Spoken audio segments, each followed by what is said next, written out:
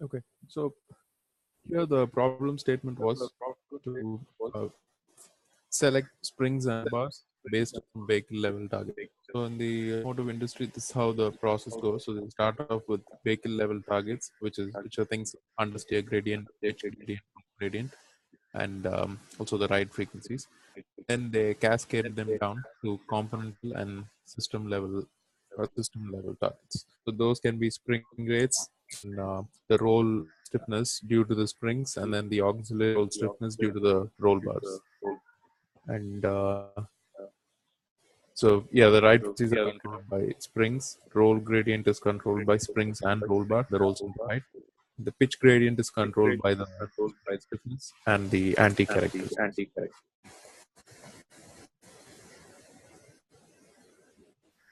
So you can stop me if you have any questions.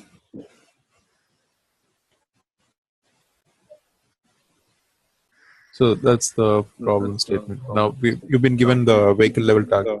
On ride frequency is 1.35. The roll grade would be around 3.8. And acceleration pitch gradient should be 2, and braking pitch gradient should be 1 degrees per G. And there are some constraints. The roll stiffness you can use. So the roll bar cannot contribute to more than 6% of the total stiffness in the front. It cannot contribute more than 30% total roll stiffness in the rear. So you can set this to be 60 maximum. The remaining 40 should come from the springs. So these are the dilemmas you have to come up with the spring rates, front and rear, roll bar diameters, front and rear. The rear ride frequency, front's already given, and the flat ride plot at 65 miles per hour. The anti-characteristics, that is to meet these targets, you have to come up with the anti-characteristics, and then just a small write-up, just an explanation of what you learned doing this project. So some additional information, just that you'll is preferred to do it in Excel, and the units, spring rates would have to be in pounds per inch. This is just to get you used to all the different types of units. So that's why I'm making units here. The roll bar diameter millimeters, right? As usual in hertz, and then the anti-characteristic, the swing arm high length in inches.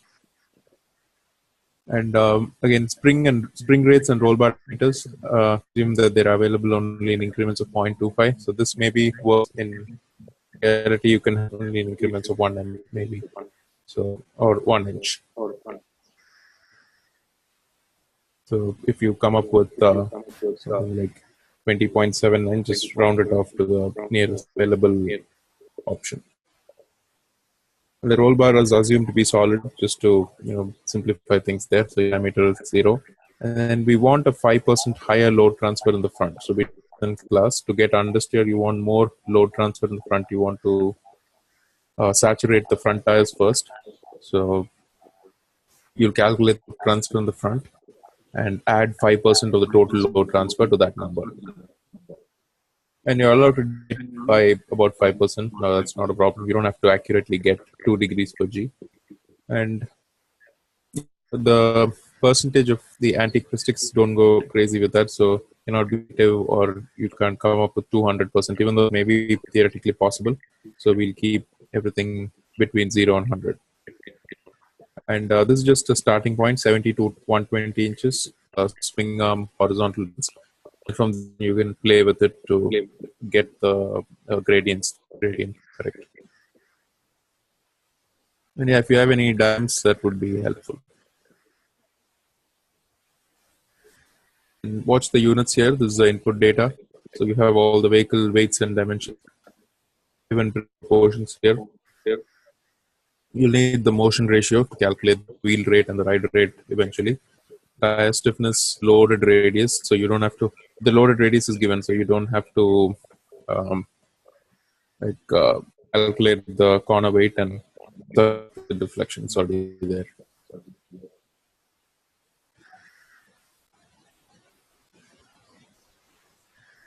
The roll bar, again, you have motion rate, and then the roll bar dimensions, the torque arm, center length, physical torque arm, etc. So this is the suggested workflow. We'll just go run through this quickly. So the front right frequency target is given. So based on the wheelbase and speed, you'll calculate the time lag and come up with a bump profile, optimize it to a flat ride, and you'll calculate the rear ride frequency and hence the rear spring. And for roll gradient, you'll do all the load transfer calculations, and you already come up with some springs. So you'll calculate the roll bar diameters and make sure these two targets are satisfied. And then you'll move on to pitch gradient, again, load transfer in the other direction. And then you'll set some anti-characteristics using the swing arm geometry to obtain the target pitch gradient. And yeah, you may change anything at any stage, but just that it should not mess up what you've already optimized. So you want all three to, yeah, and then this the weighting goes.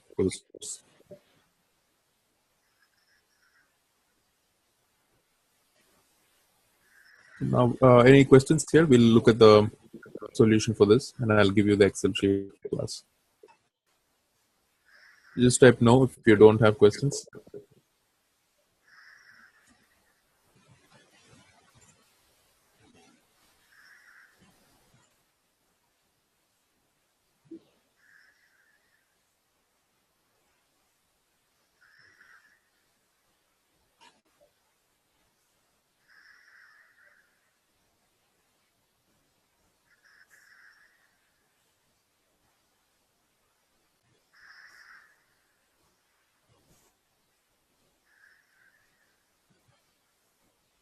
Okay, so we start off with the inputs here. So these are the numbers, the weights, the motion ratio, and the tire loaded and unloaded radius. So the first step is the ride frequency. So this actually all three are very similar to the assignments that we use. So the ride frequency. So we care only about half load. So you don't have to do it. You don't have information on the other load conditions. One. So the total load, and then the distribution is given. So you calculate front and the rear loads. The motion ratios are here.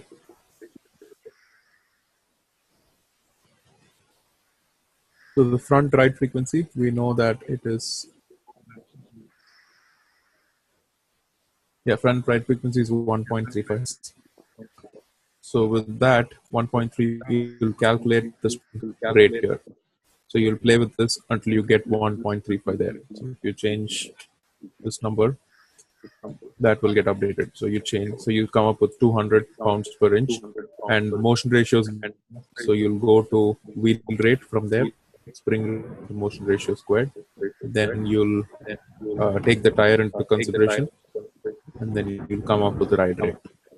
And be careful with this. This is the, you have to use the corners. So this is the total weight, but you have to use the corner weight. So divide that by 2. Also, you have to subtract the unsprung mass.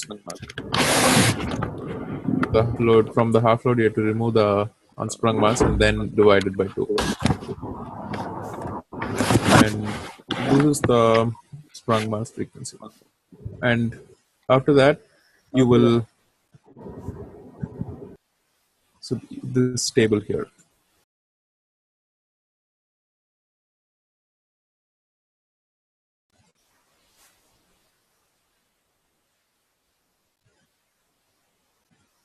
So here, it's that e power minus t sine omega t. You'll use that, and for the frequency, you'll use 0.35.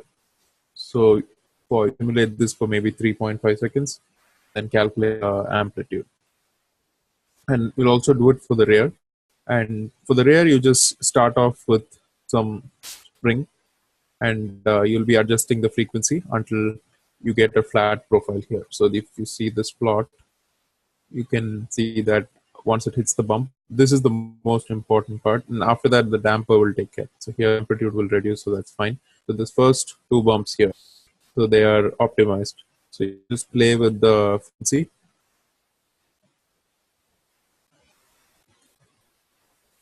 play with the frequency until you get a flat ride here. And once you calculate the frequency, then it's just reverse calculating the spring rate. Again, you know motion ratio, you know the tire. So using the frequency, you can calculate the ride rate, and from the ride rate, you can calculate the wheel rate and hence the spring rate. So this is the of doing it in Excel. You can just put the same formula as the front, just play with the numbers to get the flat ride profile. And again, 65 miles per hour, the speed, wheelbase is 98 inches. So the lap would be that wheelbase divided by the speed in the right units. So that's a 0.08 seconds. So with this, you've selected springs. So front and rear spring in pounds per inches for a flat ride profile. So, like use different tabs so that here, if you change the spring rate, you can come back and then now here and see if it works for this. So this is, if you do it manually, this is very hard. So if you have 3 tabs, it's just, you just plug the different spring rates and see it works for all 3 targets.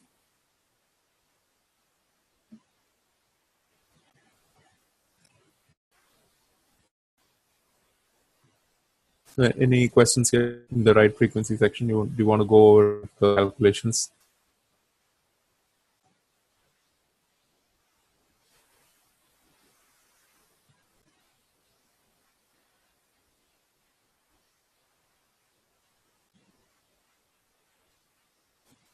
Just say no. If you don't have questions, we can go to roll gradient after this.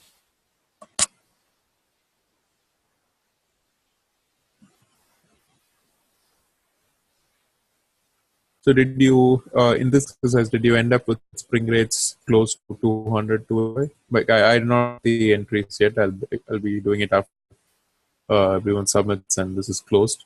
So how did you guys do this first section? So did you come close to these numbers? You can unmute if you want to. It's just three people. So.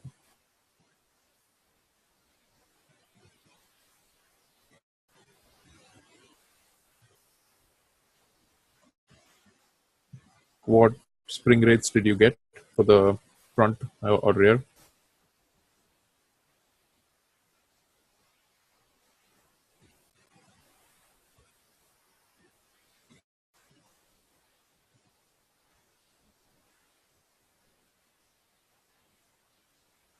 Okay, yeah, that's fine.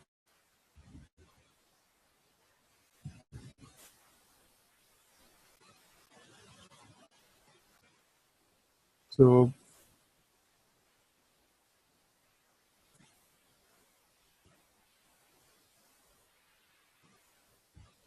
yeah, so this is the ride frequency section. We'll move on to roll gradient in a minute.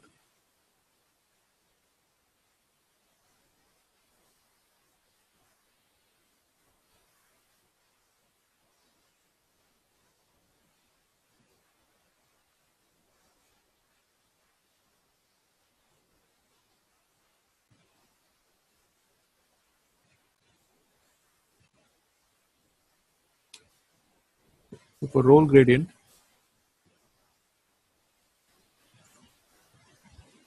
again, these are all the inputs. The distribution is given, so you'll calculate front and rear axle weight, and you've been given the unsprung. So yeah, the unsprung mass also. So 200 and so you'll do this, and this front axle to see. So if we look at our suspension notes.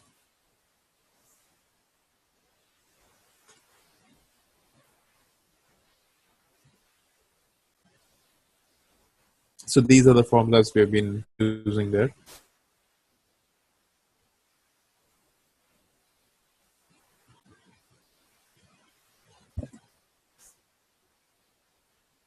So this front axle front axle CG, this distance, AS, BS, these are the formulas we've been using. So you can find all the formulas in this lecture. So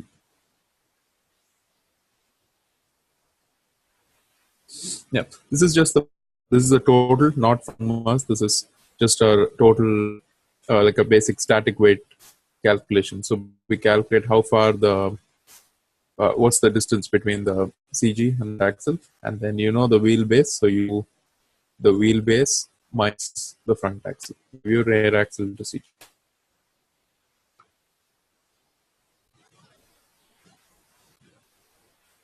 Do you know the roll center heights, front and rear roll center height?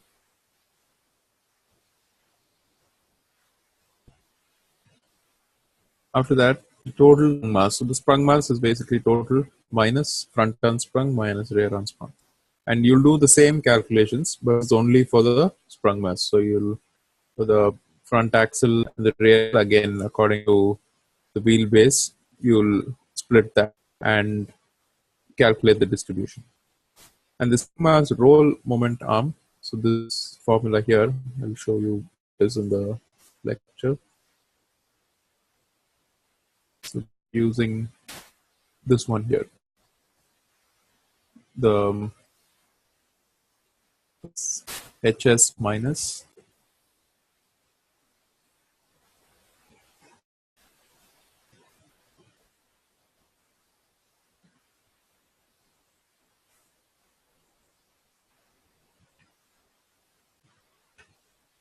so for this sprung mass momentum, we are using this formula here. So H arm is the sprung, HS is the sprung mass CG minus the front roll center plus X. And this is the way you calculate X. So you'll need rear roll center, front roll center, wheelbase, and this AS. So all that information is available. So you'll calculate X and then calculate the roll moment.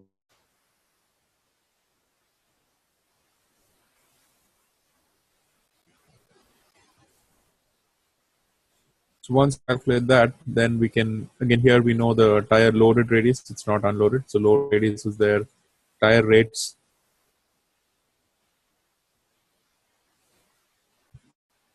and the springs you selected. So that's why I have this in red. So in the previous step, we selected 200 and 285. And then motion ratios are given. And hence you can calculate wheel rate, then the ride rate. So rate is spring rate into motion ratio squared. Ride rate is the series combination of your wheel rate and the tires. So that K1, K2. And then you move on to the load transfer. So the total load transfer, this is controlled purely by the CG, the track width, and the total weight. So if you see the cells highlighted, it's the total height, total weight, G height, and the track width. So you calculate the total load transfer. And the total load transfer on the front axle is, so this 1025 is divided according to distribution. So 50% of 1025 happens. Yeah, so this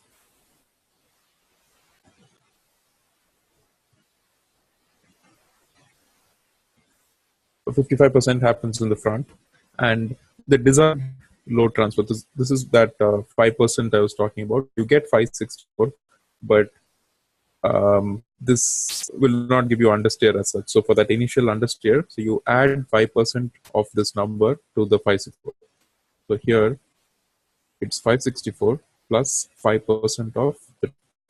So you just increase the load transfer. You tune your suspension to give little more load transfer in the front for understeer purposes. And to get the load transfer, you can do. It has three components, as we mentioned in class. As we looked at in class, there are components: the load transfer due to unsprung mass, load transfer due to sprung mass, and load transfer due to vehicle roll. So you'll split those into three. So if you add three numbers, you will get this 15.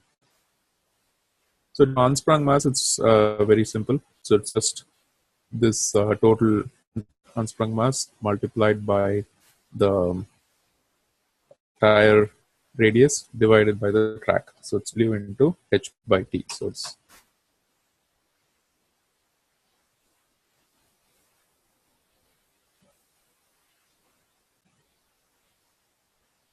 so it's this formula, W into this unsprung CG. You can take that to be the tire center divided the track. W into Z. So this AY and T is just the unit conversion. So this doing it in G's is meter per second square. So the idea is this term multiplied by tire radius divided by the track. And then due to sprung mass, it's the same formula, but you're using mass details. So it's the mass multiplied by roll center height divided by track width. So you'll get the sprung mass content. And then you can subtract, but to get this 558, you can just subtract these two from the total. So that will be load transfer due to roll. This is important because you'll be tuning your roll bar to achieve this number. So you know your target roll gradient is 3 point. And then we'll be using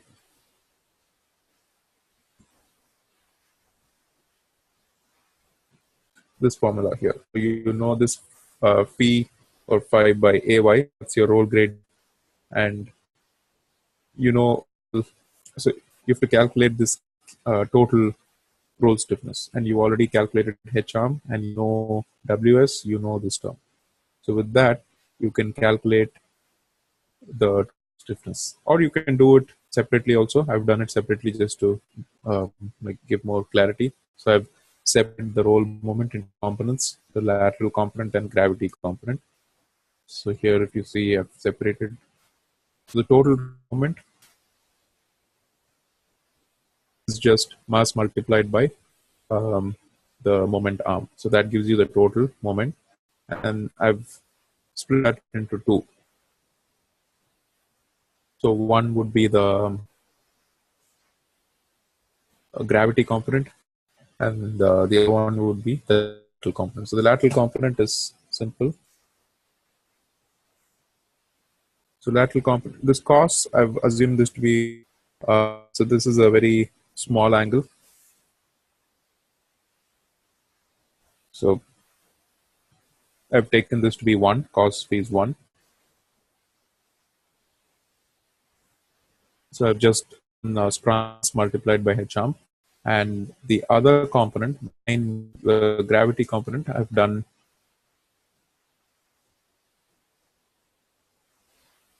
the mass multiplied by the moment arm into this the roll gradient here. You want the angle, and remember, this is where I think someone had a confusion in the assignment. So this should be in the U should be radians.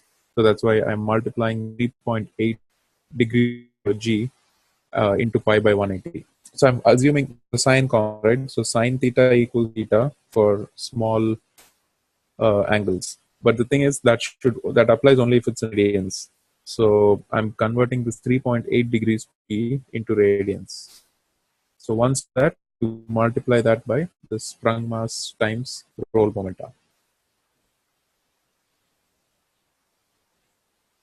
And you've done those two components, you can get the total. Or you can use that last formula, get this total directly. It's not a problem. Again, watch the units.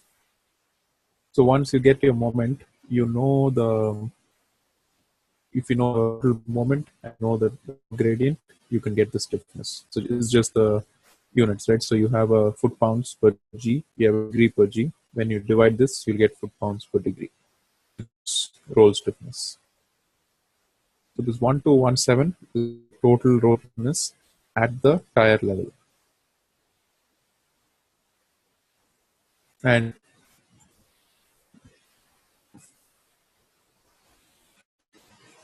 based on this requirement, the front suspension, we need 710 because you remember we calculated the understeer requirements. We calculated the front load transfer and hence the front load transfer due to roll. So, so that divided by the roll gradient. So this L11 here. L11 is the load transfer multiplied by the track, because you this is a force, right? So you want to convert the force to a moment. So you multiply by the track, and then you divide that by the roll gradient. So this is the roll stiffness at the front. So what we calculated in the previous step was total, and so this is front, and then if you subtract the total minus, you get rear. So now you know the total loads roll stiffness requirement in the front and rear. And remember, this is at the tire level, so don't get confused there. So this is at the tires. Now, the as we know, the springs contribute to roll stiffness in addition to the roll bar.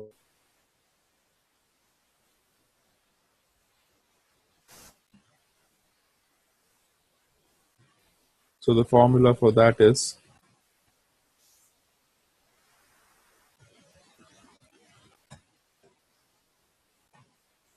so we are in the step here, we've completed this. Now to calculate the, so I'm using this formula, kt square by 2, where your wheel rate, t is your track width. So if you do that, you'll get the roll stiffness due to the springs. So if you see here, I'm doing k, the wheel rate, times track squared, kt squared by 2, and then I'm doing unit conversions here, 1 by pi. And this 12 is convert this feet inches. So because we are using foot pounds per degree and the track is in inches. So this is what the wheel contributes. And you do the same thing for the rear. And then the tire also is a spring, essentially. The tire is a spring with stiffness equal to 1567 pounds per inch. So if the wheel rate contributes to roll stiffness, tire also will contribute to roll stiffness. So that will be higher. And then you'll remove the tire. So this is where it gets a little tricky or confusing. We discussed this in class. So you have to remove, so this is the load part here. If you remove the tire effect, only then you can calculate the roll bar constant, because if you see these two are in parallel and that combination is in series with the tire.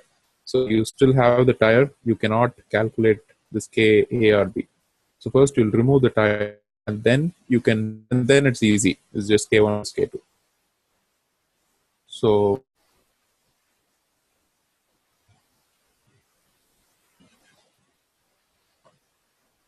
in this step here, I'm removing the tire effect.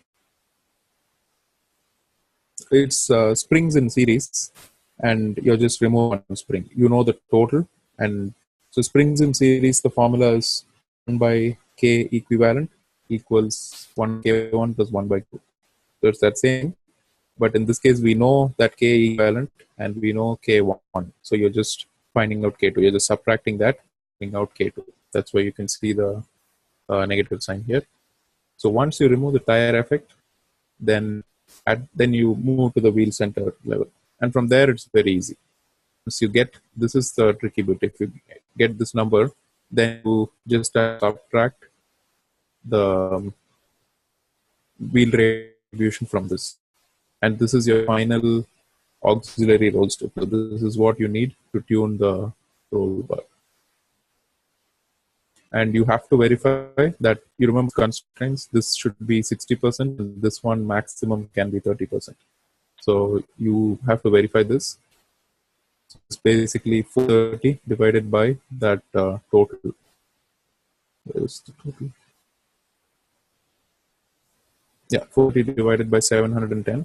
So you have an upper limit on the 60 and 30%. So we've satisfied this constraint.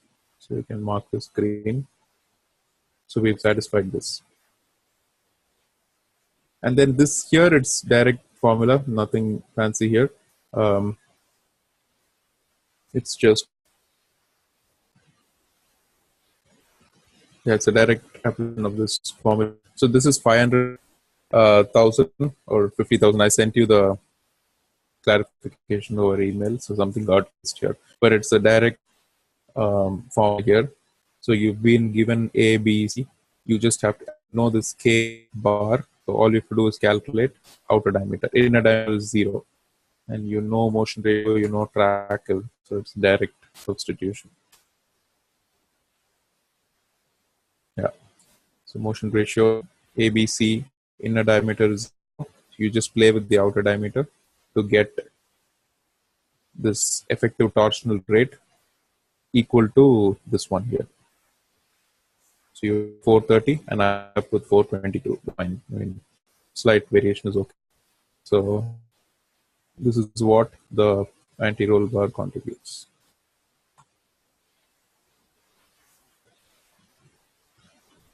So what this is telling you is your springs have been selected, your roll bar is selected, and your auxiliary constraints have been met, and your roll gradient requirement has been satisfied. Yeah. So any questions here? I know this is easily the tricks section. So yeah, let me know if you go in again here. But here we are doing a lot of things. We are satisfying the roll gradient requirement. We are satisfying the auxiliary stiffness constraint, and we are selecting the roll bar to do that.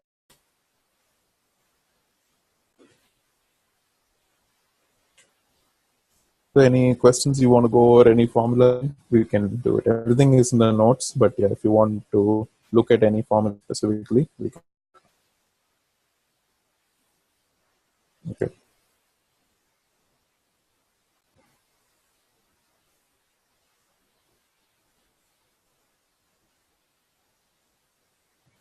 And the last section is pitch gradient. So here, these are the targets that you need to satisfy. Acceleration less than, braking gradient less than or equal to 1. So first, again, these are all inputs, same inputs as before. You calculate the longitudinal load transfer. So here you'll use the wheelbase for all the calculations of the track. And you'll this is dynamic transfer. So when you're accelerating,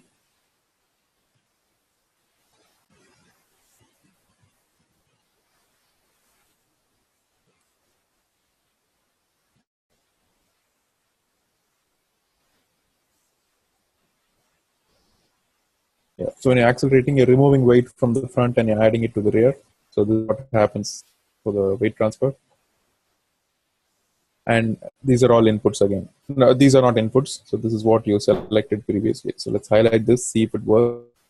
So this 200 to 85 is what you selected.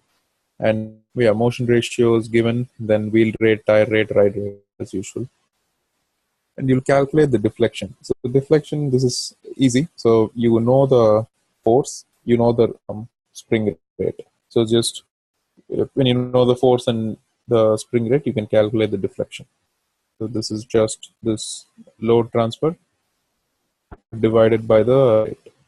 So this force is pushing down on that spring and causing a deflection of 1.88 inches and 1.84 inches front and rear. So with this, you can calculate the pitch gradient. So here we're looking.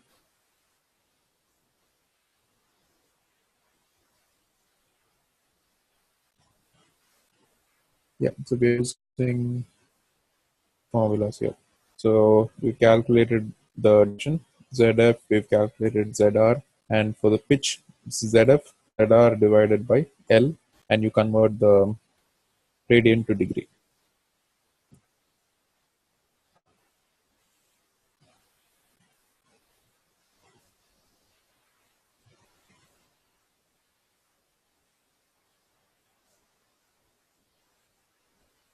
So when you calculate that, you're getting a pitch gradient of 2.11 degrees per G.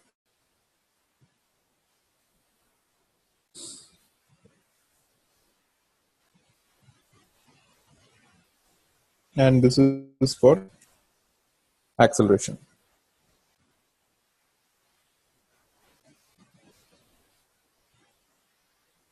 I mean, I would say this is for any any G level because it's normalized by the acceleration. So if you're doing a 1G or a 2G, you just multiply this number with that G level accordingly. But the slope 2.17. And our targets were 2 and 1.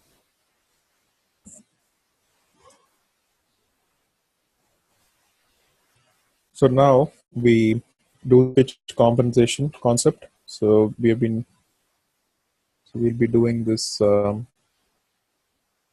be using this anti-characteristics, and we'll be doing this pitch compensation. So you have some pitch gradient, you're designing some anti-characteristics, and then finally use the pitch gradient.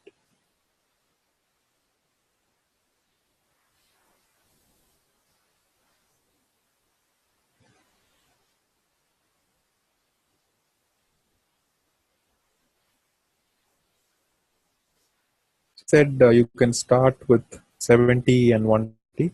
So I started with 70, 120, and then you can optimize this. So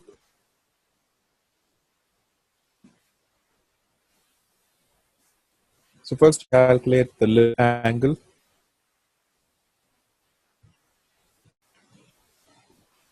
Because when you're accelerating, the front lifts and the rear end squats. So here you calculate the lift angle, and then you'll calculate the swing arm angle for 100% anti-lift. This is using the CG and the wheelbase. So if you see the cells highlighted, you'll be using the CG and the wheelbase. So the idea is you need 9.84 degrees of swing arm angle to give 100% anti-lift, but we have 0.91 degrees.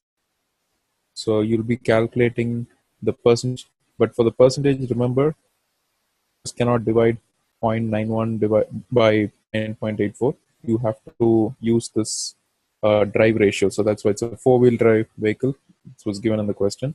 So you have to use this front 70%. Because front wheel drive, then 100% of the drive is available to the front. But since it's four-wheel drive, only 70% is available. So you divide that and you multiply this by 70 or 0.7. So that will give you 6.45%. And in the rear, you do the same thing, but you use 30% instead of 70, 30. So once you do that, you can now, if you get this percentage, you can calculate the deflection. So initially the deflection was 1.88, but now because of this 6%, it gets reduced by 6% because it compensates for the deflection. It's 1.88, it gets reduced by 6%, it becomes 1.75. And the rear gets reduced by 3.97%. That drops also. So now the pitch gradient after compensation, we've designed about 5% compensation. Pitch gradient now is 2.06 degrees per G. So our target was 2, so 2.06 is acceptable.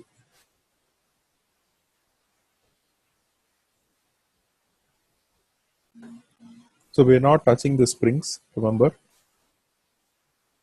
So this has been done.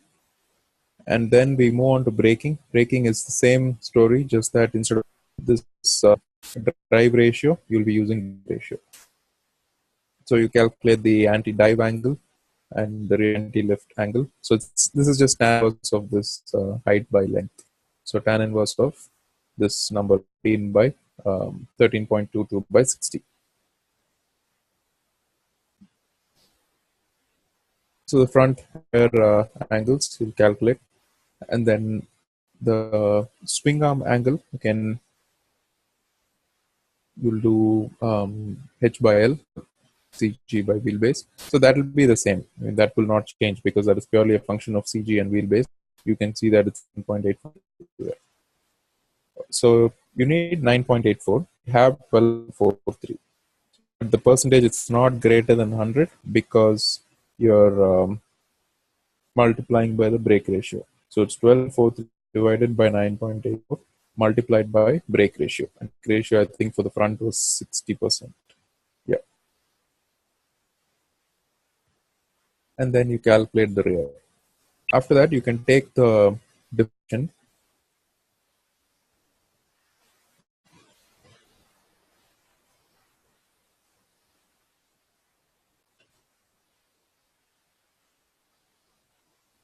you can multiply that percentage. So 75% of this. Yeah, so it's 1.88 multiplied by, so 70% is completed. So only 25%, it's ready by 75%. 3/4 of it is gone. So 1.88 becomes 0.45. And the rear end deflection, it was initially 1.84 and it's now 1.3.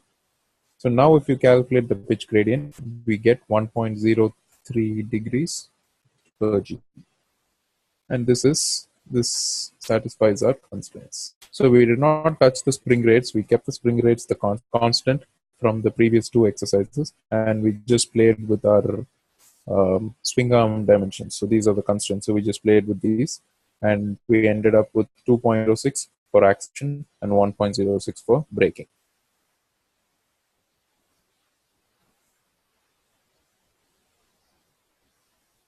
So we've satisfied those constraints.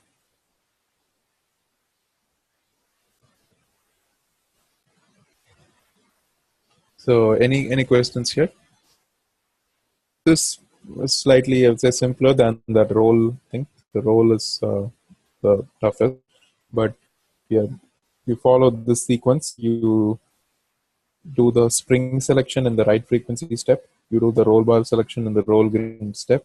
Finally, the pitch gradient step, you just do the instance locations.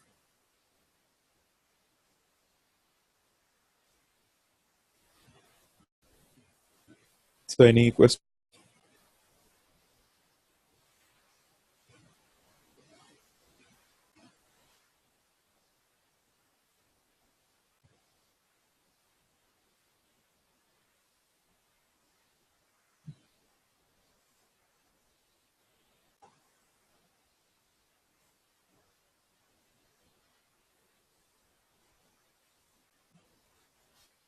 And one more thing I wanted to tell you here is here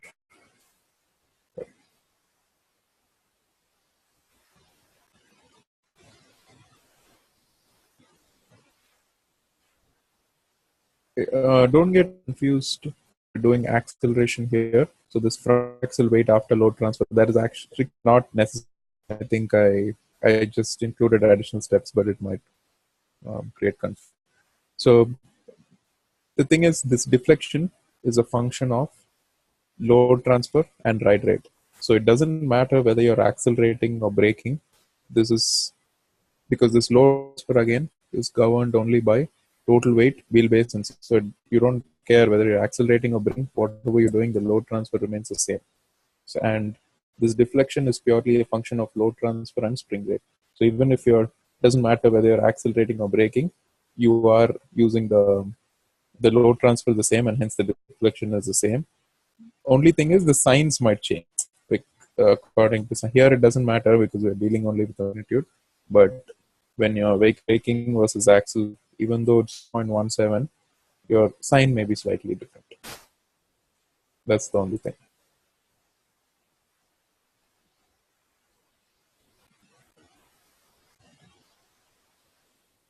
So yeah, that's it then. This yeah, try give it a shot. It's basically a combination of the assignments, but they're all connected together, and some more is added. I think assignment we didn't have like targets and stuff, so I just asked you to calculate for a given set of parameters. So this is how we do it. I mean, in the industry, we don't start off immediately with the model or anything, because the in stages for maybe the first 3-4 months of the program, we won't have sufficient information to build an model, because you need bushing rates, spring rates, everything needs to be very detailed. Otherwise, you're just wasting time building that model. So during that initial phase, this is actually similar to a spreadsheet that we are using for one of our programs. So the vehicle targets, initially when you into the management initial progress, this is the preferred. And then after this, you'll start getting the bushing data, then damper and all those stuff. And after that, you fine tune, and make sure the Adams model is also predicting this pitch gradient. Because for this, we if you do like a full vehicle simulation, you have to run the vehicle on the road and then in the Adams model I'm talking about. So you run it and you simulate a braking event, and you measure you put a sensor and you measure change in the pitch. So yeah, for an initial process, first stage at least, this is good enough. And we'll be doing industry we do for all three load conditions. Things might change at GVW. The spring is not linear here, just using a 285, but in your bump stop or Jones bumper, whatever you call it, your rate will become non-linear. So at GVW, when you put a lot of weight on the suspension, you'll be sitting very close to the Jones bumper, or you can even engage it sometimes. That's why we do it at all three conditions. That's how we do it.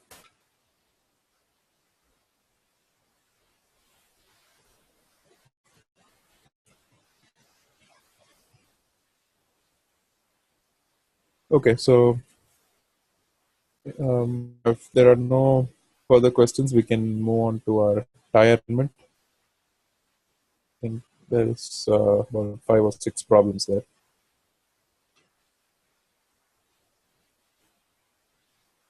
Okay.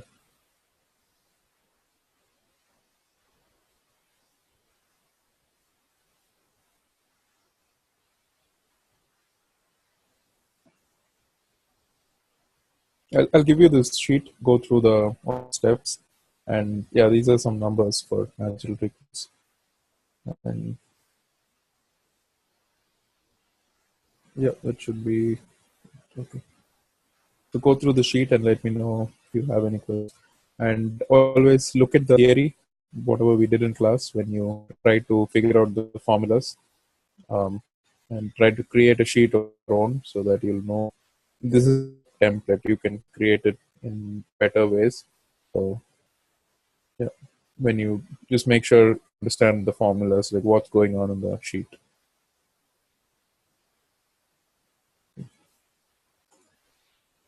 So now we get our tire assignment.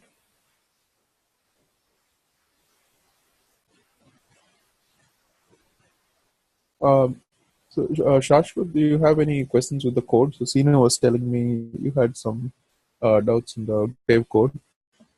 Which code are you talking about? We can look at that and then you can move on to the tires.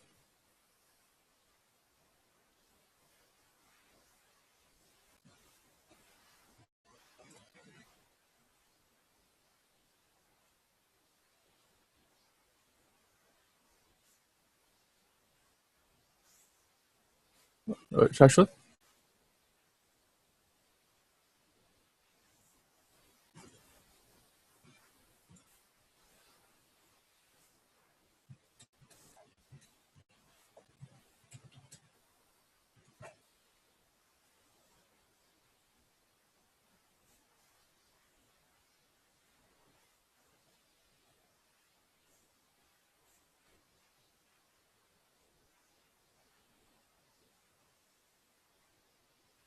Hello. Yeah. Sir, am I audible? Yeah, go ahead. Sir, actually, sir, code was running fine, but the value of alpha was coming zero. Like first value was 2, but I got zero value. No, which question? Sir, the assignment number 2A, week 5 module.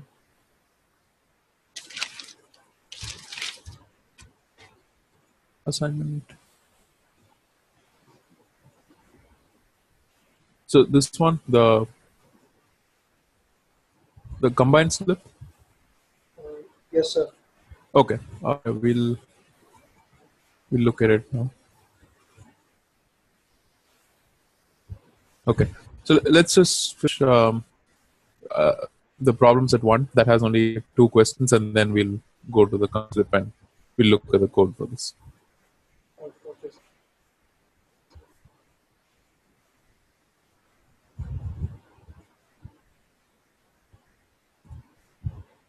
Yeah, so these questions, the lateral and control, we'll just run through this quickly. So the tire stiffness here, the size. So the free radius is loaded radius, and load radius is 12.36 inches. So you can calculate the deflection and, sorry, 1 minute, I have solutions.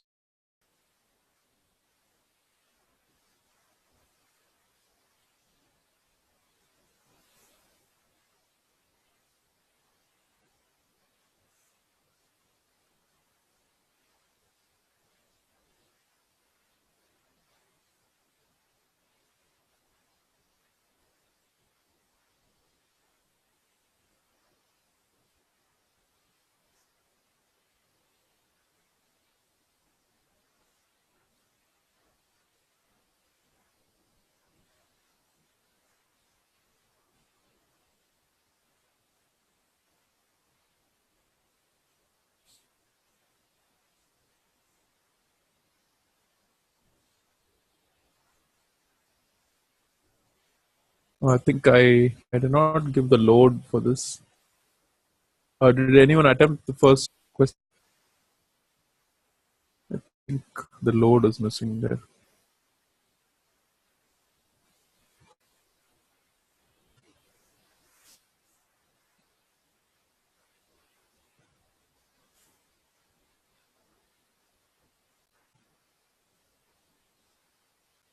Yeah, let me verify that first question alone. And then, yeah, slip ratio and angle. Again, the form is not needed. Just an explanation. So slip ratio to difference in velocities, right? So when you're accelerating, it's difference in velocity of the forward velocity versus the spin, the rotational velocity. So when that is not equal, you have slip. And similarly, slip angle is the wheel can travel in one direction but point in another direction. So that's in the lateral direction, and the slip ratio is fore aft. So yeah, just to explain in your own words.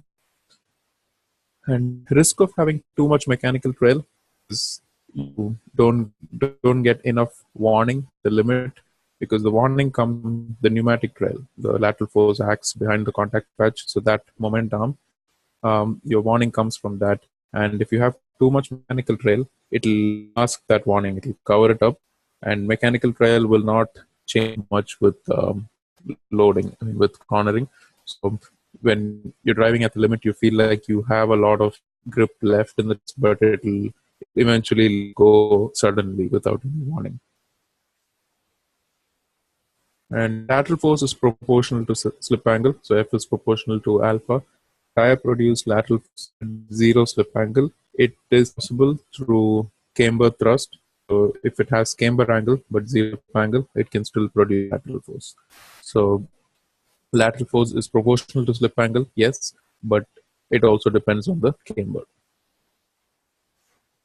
And explain load sensitivity. Yeah, so load sensitivity is it's diminishing returns. So you cannot keep adding load tire and expect a proportional amount of lateral force.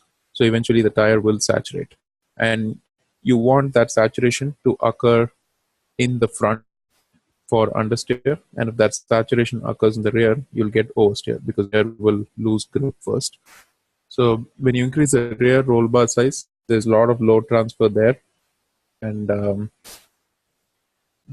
so it loads up the outside tire, and when you do that, the tire separates, you lose grip in the rear end, and that causes oversteer.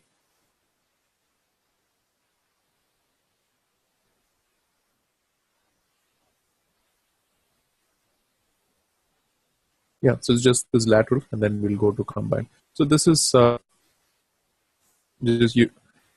brush model for lateral force and aligning moment, and you just have to show the variation of these with the slip angle. So it's based on this theory.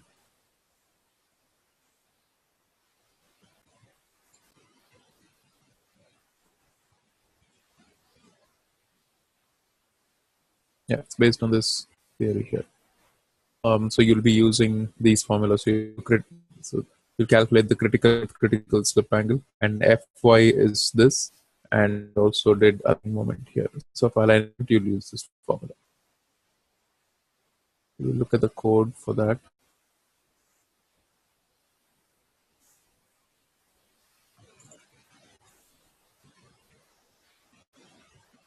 Yeah. So this mu F minus mu Fc squared. I'm talking about this line here.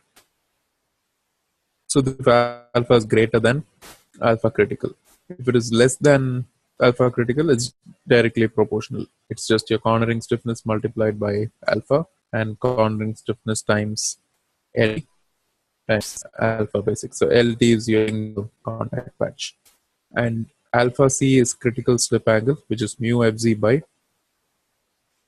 2 alpha. So alpha critical.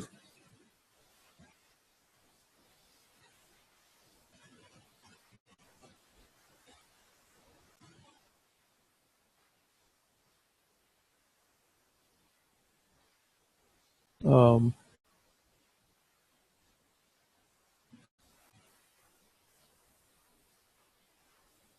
yeah, this mu Fz by KYLT square, but KYLT square can be substituted as 2CR. So tan alpha C, so that's what I'm calculating here. This here. Yeah. Mu Fz by 2C alpha.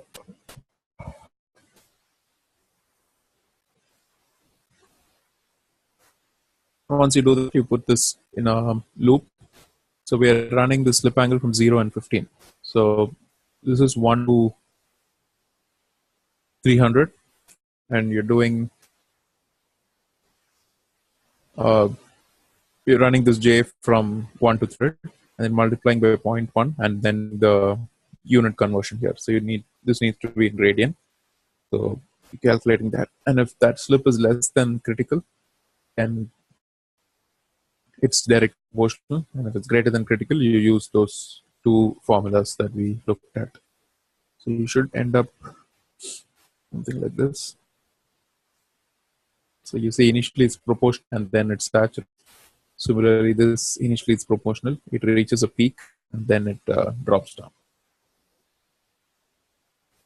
So yeah, this should be your output, and if there are no errors, you should get this and you'll be in full score. So this is a direct application of the lateral force formula. Any questions? Now we can move on to the combined slip problem.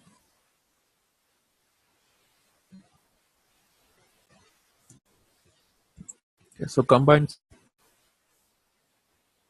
I think that's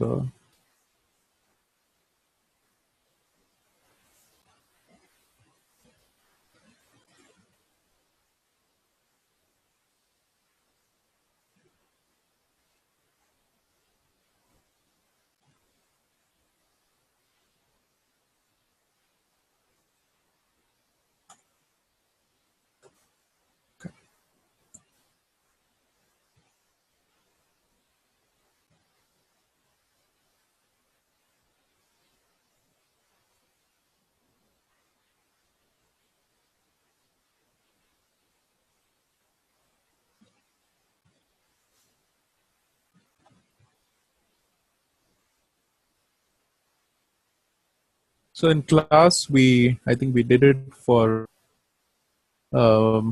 combined slip. I think we did it for 1 or 2 degrees of slip angle, and the assignment to do it from 2 to 10 degrees. So combined slip, yeah.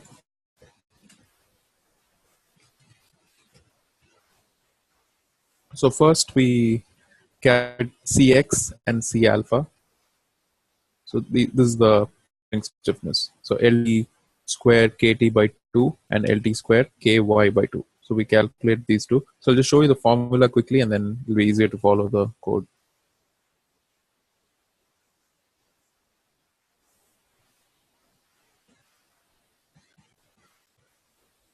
Yeah, so we're using this one here. So for addition, so this is what we calculated, Cx and or C alpha. Now for addition, you'll be, yeah, small excitation, you'll be using this formula, C alpha tan alpha by 1 minus is, and large excitation, you'll be using this big formula here. And the dividing point, of course, will be the critical condition for slip.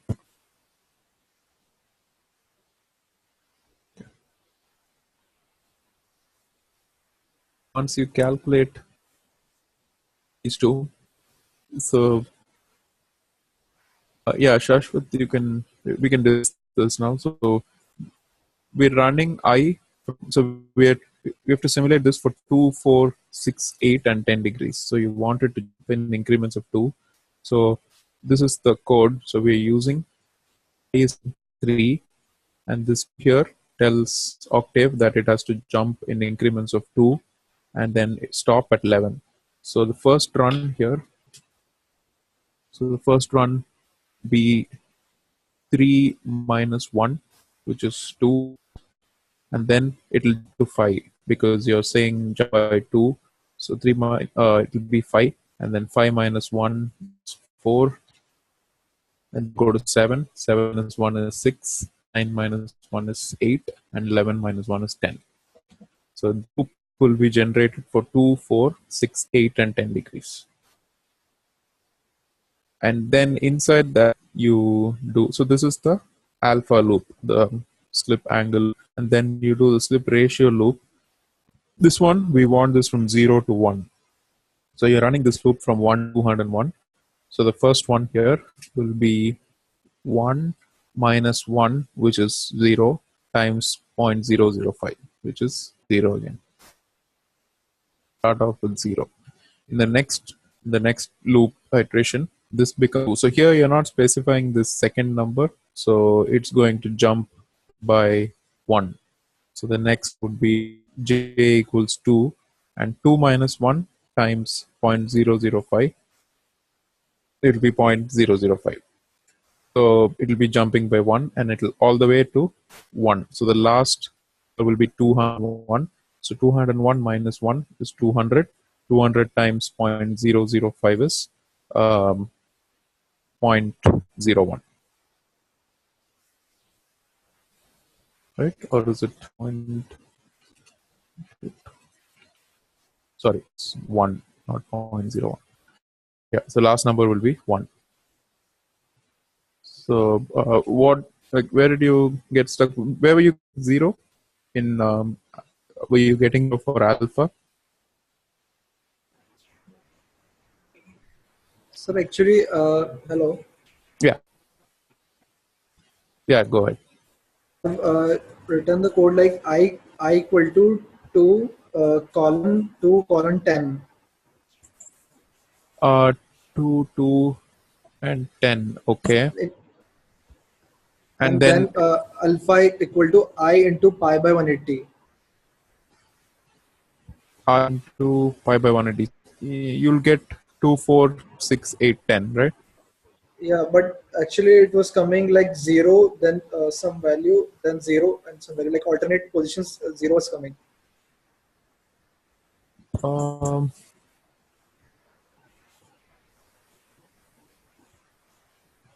so you did, let me save this.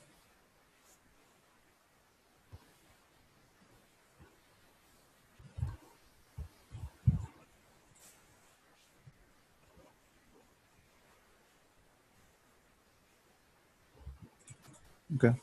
So you did 2, and then 2, and then 10. And here you just did I. Yes. It still works for this. Whether there's any other, because here we're still getting that it's still generating. So if you look at this thing, we're still getting numbers. It same result basically. This is what I had earlier also, but I don't know where you're getting the zero from. Did and you just use array, right? You didn't use array or anything. You didn't do this or like, not like this. So you just said alpha equals into pi by 180. I think I've used the array alpha. Uh, yeah, if you use an array, what will happen is if you say something like this, then it'll do alpha. So what will happen is it'll do alpha of 2 equals some number, right? Whatever, 2 or thing. And this next step, alpha of won't have anything because you're jumping by 2. So your alpha of 3 will be 0. And then it will go to alpha of 4 directly.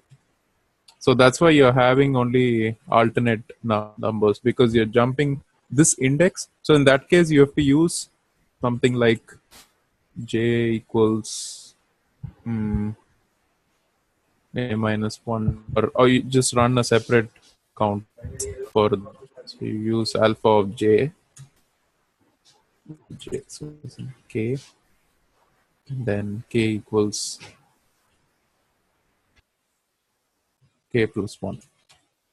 So now we have to separate the variables. So now what happens is run k will be 1. Second run, you'll have k equal plus 1. So it will be sequential.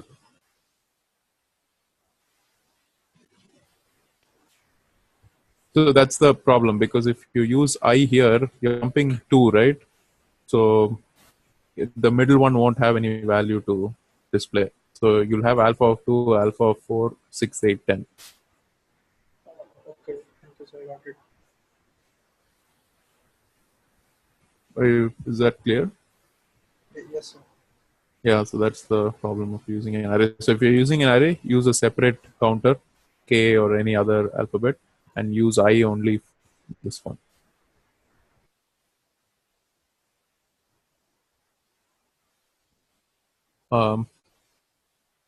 Okay. So Dawal, did you do this as well? Did you do alpha of I?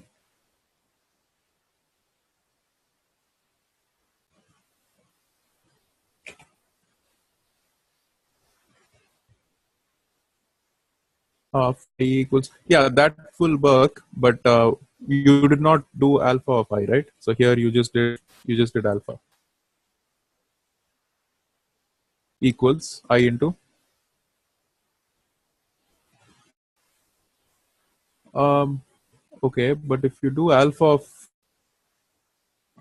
they have value for 2, 4, 6, 8, 10. That, and it depends on how you're printing. So the thing is, you can do this method. So now it'll, yeah, this is fine. So if you have something like this,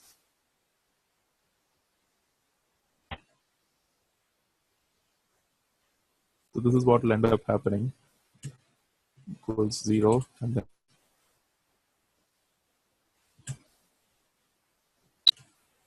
yeah, this is acceptable. You'll have zeros provided you don't print those. So finally, after when you use this for calculation, like where are you in the plot or anything? Yeah, here, if you write the code to skip these numbers, then you should be fine.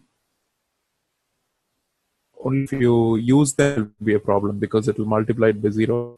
So in the later on, if you again write a loop like equals 2 to 10 and do the calculation, then it's fine because you're not using these numbers. So it's okay if it's stored as 0, as long as you're not using it, it'll be fine.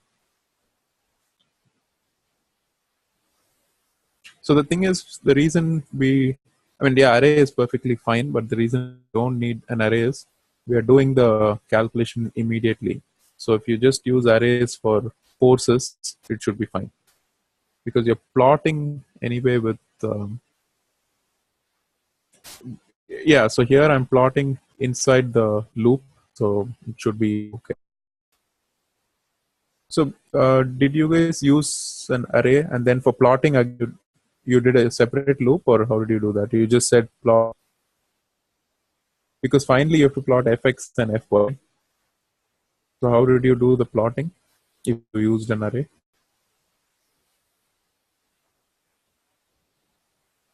Or are you saying for f? Okay, yeah. So then that's the same. So you're saying in this fx of j, y of j, so here the step, did you do some. So everywhere wherever you get alpha, you're using alpha of I. Is that correct? Yeah, then it should be fine because you're not using. Then it should work because you're not using this alpha of 3. This loop is, if everything is done within the same loop, then it doesn't matter because um, jumping by 2. So this alpha of 3 will never be used anywhere. So it's okay even if it says 0, it's okay because you're using only 2, 4, and 6. So Shashwat, did you get the output? So okay, it printed zeros, but how did the plots look? So, but the plot was also not which you want. It was plotting from zero, then going to some value. But you plotted no, but for the plot you just use fx and fy, right? You didn't plot versus Yes, alpha. yes, sir. I use fx and fy, but then also the plot was not up to what you want. Okay.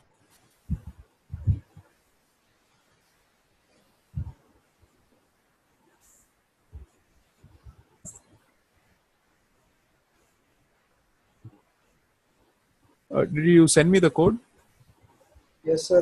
I think the Srinivasan sir had mailed you the my code. Okay. Just hang on. Let me look at it. Because if you do everything within the same loop, we have problem.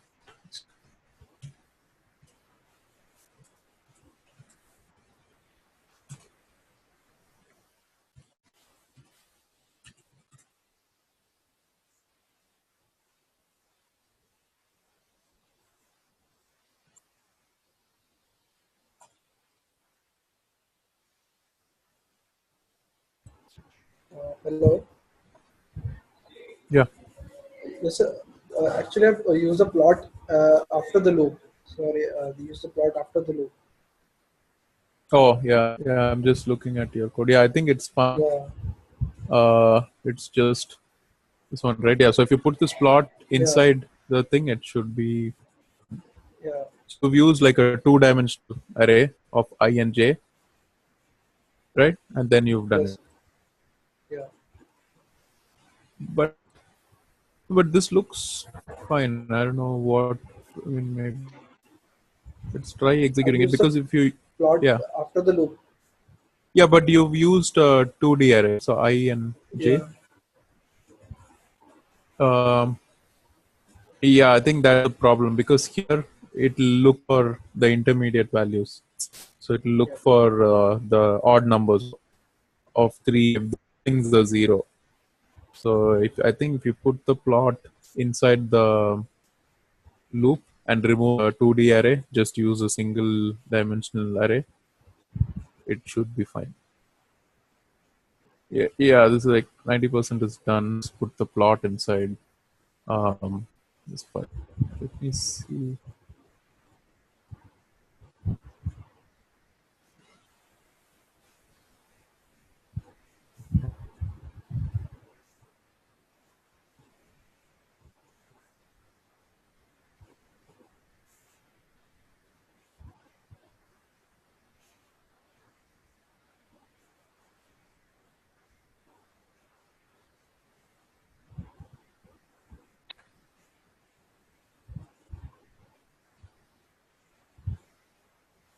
LC, yeah, this is fine.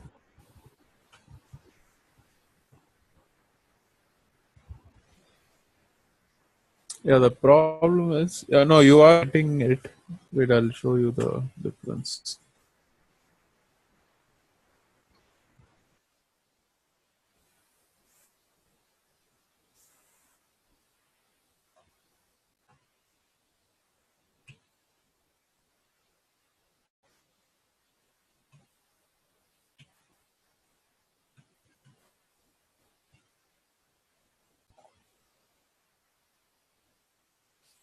Okay, so it's not weighing the. This is what you get.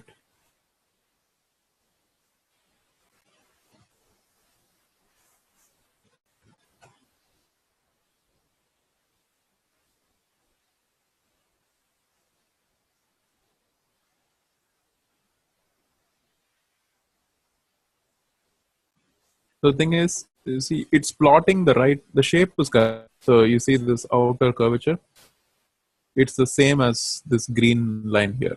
So you're plotting it correctly, but what's happening is it's plotting only for one value because it's outside the loop. So you need to plot it multiple times.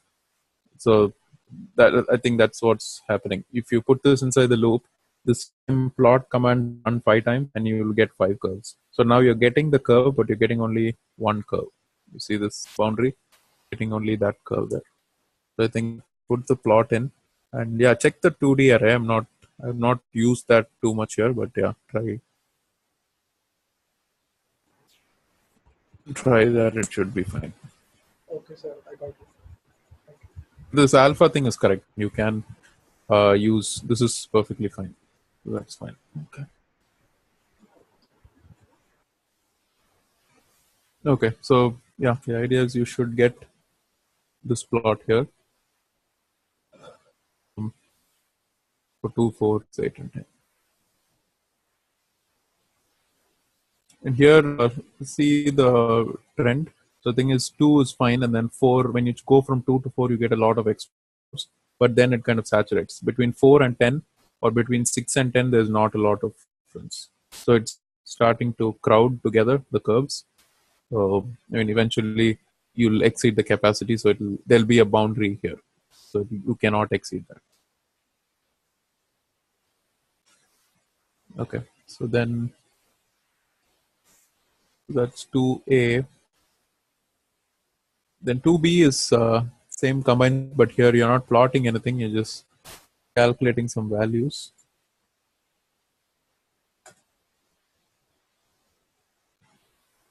So here, what's happening is it's the same thing. It's much simpler than what you did previously. Going for 3 slip ratios. So your alpha is 3 degrees.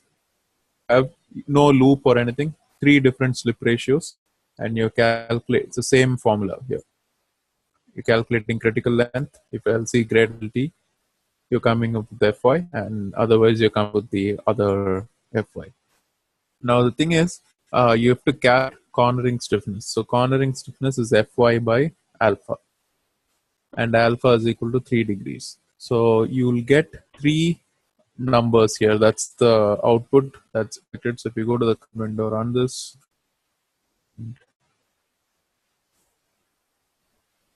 Go to the command window. So you see the last line, 4.5 E4, 1.7 E4, 2.25 E3. So what this tells is, as you increase your slip ratio, your cornering stiffness goes down. So this is that ABS operating principle. If you're operating at a very high longitudinal slip, you cannot get good cornering stiffness. So your stability control, any controller wants to maintain it at around the region here at 0.15. I mean, at 0, it's the maximum, but the thing is you're braking hard, so it won't be 0. So as you go higher on the slip ratio, so this is that combined effect. So you're increasing slip ratio, but you're increasing something in one direction, but a parameter other direction is getting affected. So for IS equal 1, your cornering is very low. It's like 2.25 E3. And this is 1.37 E4. So we want to maintain the system here. So on all you have to do is calculate the three values. That's all. So you find out Fy, but instead of using a loop, you're doing it only for three numbers. And once you get Fy, you get Cy. So this is why you maintain.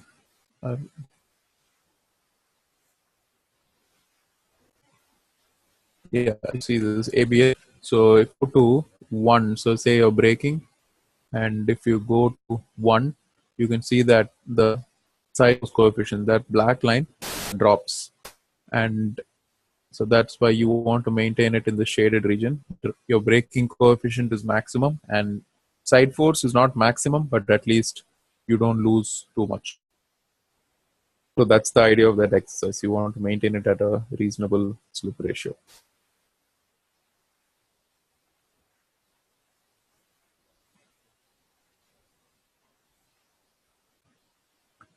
So anything here? Any questions here?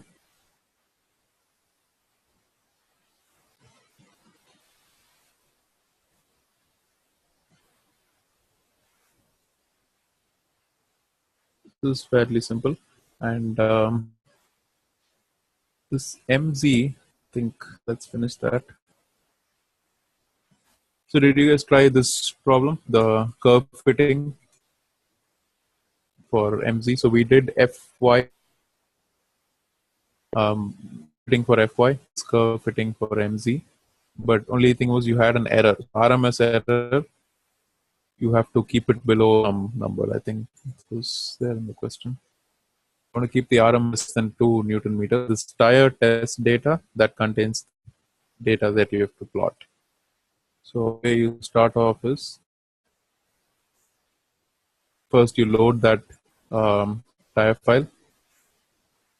I've renamed it, so on my computer it's called tire 4. So you'll say tire test data, and then the first row is slip angle, second row is running torque. So you store that variables and then plot that. So when you plot, yeah, so on the figure you'll plot, and then you'll go to the math formula. Basic formula, there are in class we looked at some ways to calculate the parameters, like basic parameters. So yeah, so you can use these formulas to calculate based on the test data to come up with some initial estimates, and then obviously do the fine tuning.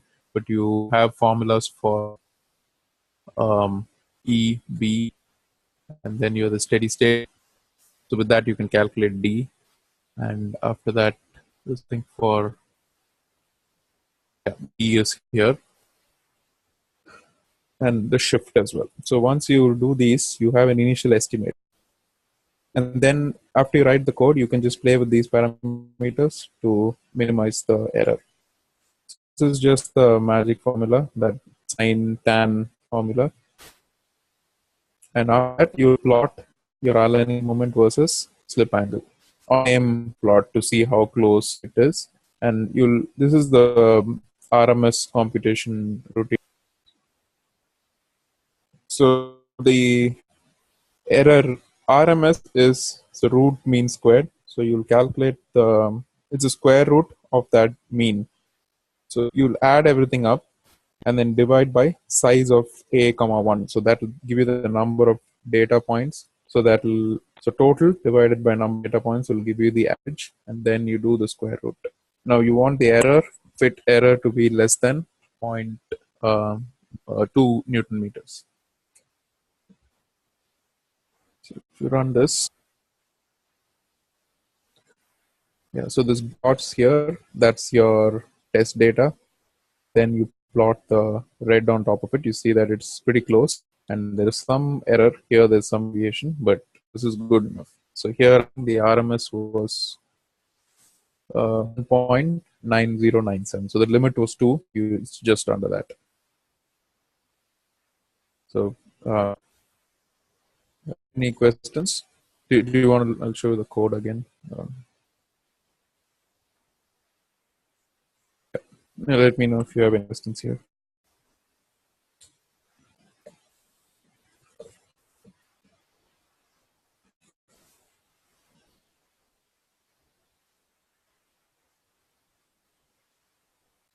So how did you do the problem? Like any issues with this?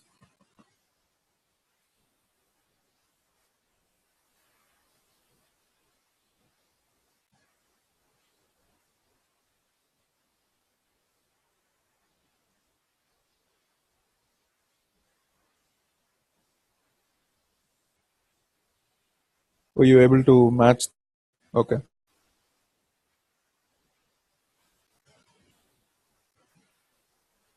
So what RMS numbers did you get? Like, was it close to 2 or okay? If it's 2.2 or anything, it won't.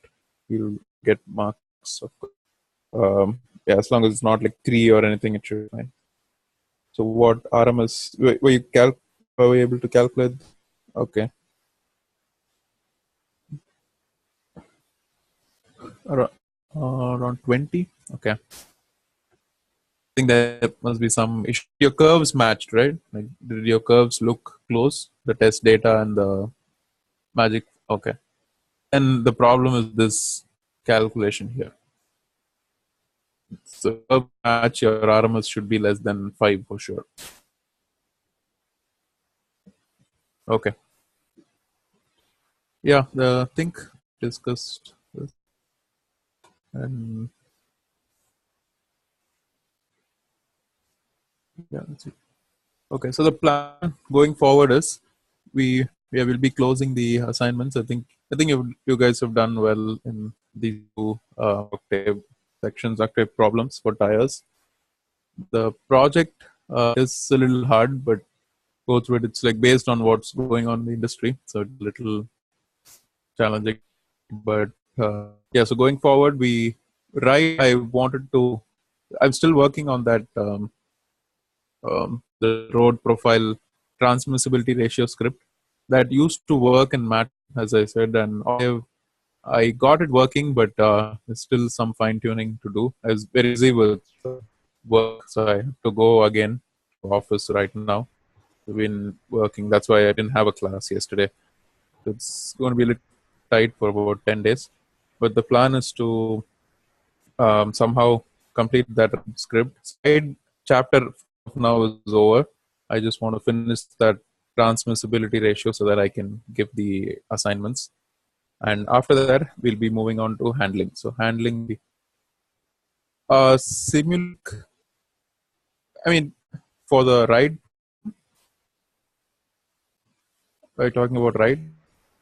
So for this transmissibility ratio stuff you are talking about, like we can not use Octave for this. So I want to know, can we use Simulink for that? I mean, it works on MATLAB. So MATLAB and Simulink are basically the same. That's just a graphical block-based representation. But you Yeah. can use Simulink. But try using Simulink. But I don't have access to like a student version that I can show. That's why we switched to Octave. But Octave generating the plots. All the calculations are correct. It's generating the plots, but it's not. I'm getting the peaks at the wrong places. I'm supposed to get the peak at like hertz or 1 hertz and 10 hertz, but it's showing me the peak at some other um, location. But let me show you that.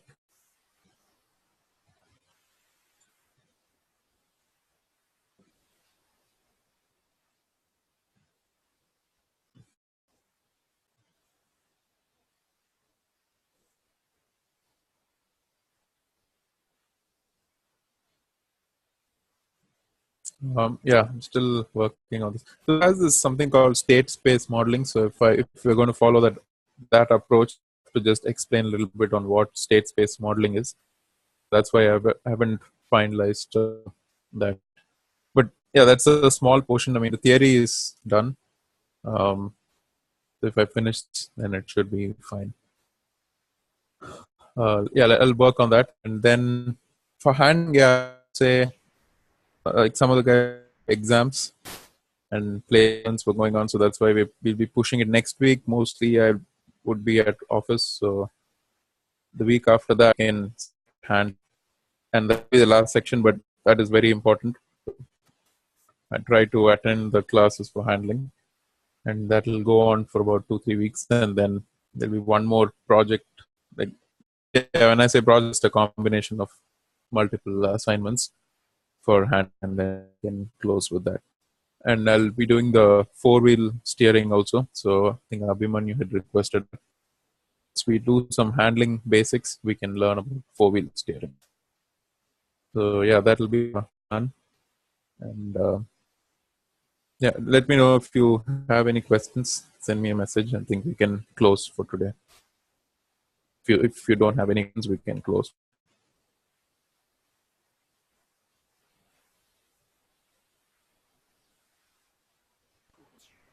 Sir, And you can can, you yeah, suggest any book for the ride dynamics portion?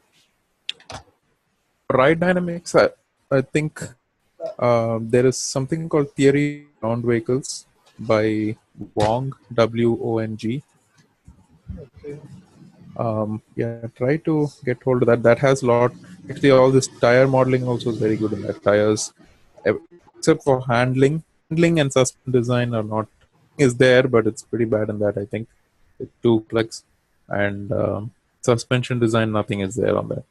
So for tires and riding, we'll definitely use Wong. So in fact, the plots that transmissibility plots, they are from that book. So yeah, you can use that. Okay.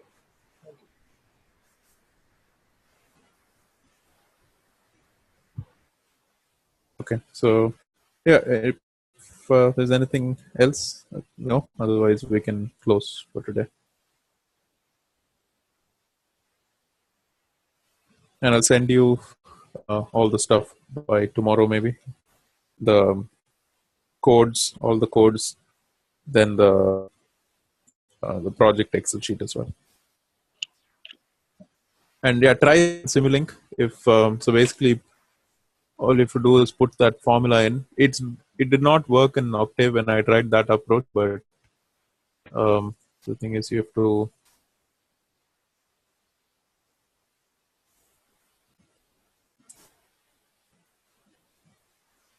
So the goal is to generate these plots so that once we generate these, we can play a damping rate of sprung mass and see what it's doing to the peaks. So that's what I'm trying to do.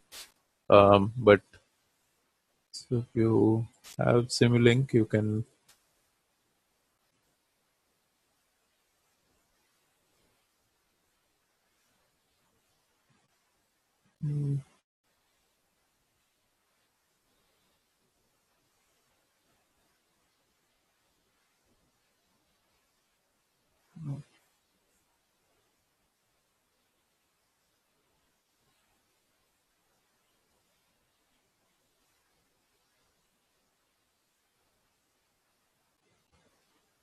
I thought that was a separate slide. I can't find that.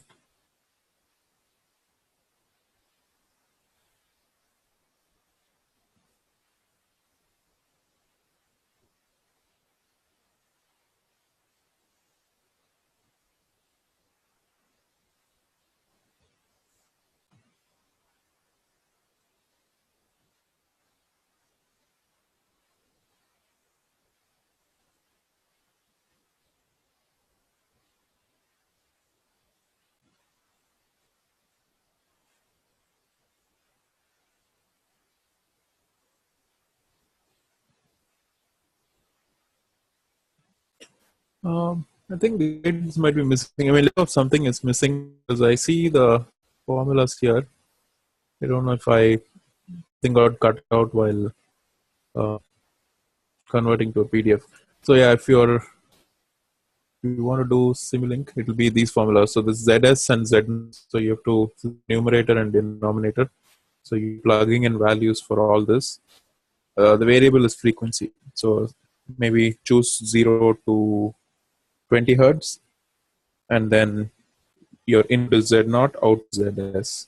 So you should end up but you program this entire transfer function into this entire thing here. You have to program that into Simulink. Yeah, give it a shot. Hopefully, by next week I'll get this done in Octave. So let me know if these 2 slides you've received these 2 slides. If they're missing, I'll send it again.